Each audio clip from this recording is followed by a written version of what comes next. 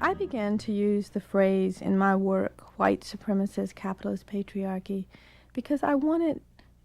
to have some language that would actually remind us continually of the interlocking systems of domination that define our reality, and not to just have one thing be like, gender is the important issue, race is the important issue. But for me, the use of that particular jargonistic phrase was a sort of shortcut way of saying all of these things actually are functioning simultaneously at all times in our lives. And that if I really want to understand what's happening to me right now at this moment in my life as a black female of a certain age group, I won't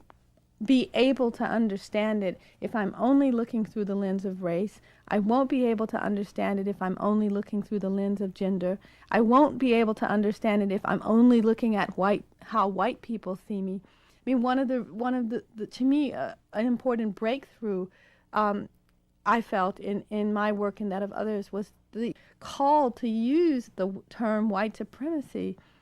over racism, because racism in and of itself did not really allow for a discourse of colonization and decolonization, the recognition of the internalized racism within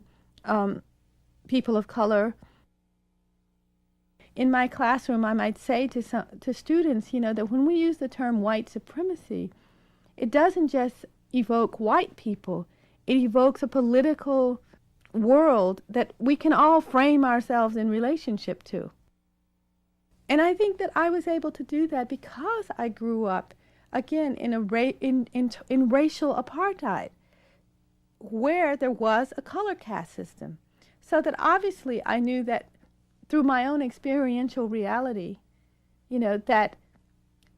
it wasn't just what white people do to black people that was wounding and damaging to our lives. I knew that when we went over to my grandmother's house, who looked white, who lived in a white neighborhood, and she called my sister Blackie because she was dark and her hair was nappy, and my sister would sit in the corner and cry or not want to go over there, I knew that there is some system here that is hurting this little girl, that is not directly the direct hit from the white person. And so for me, those words were very much about the constant reminder, one, of institutional constructs, that we're not talking about personal constructs in the sense of how do you feel about me as a woman or how do you feel about me as a black person, but they really seem to me to evoke a larger apparatus. And I don't know why those terms have become so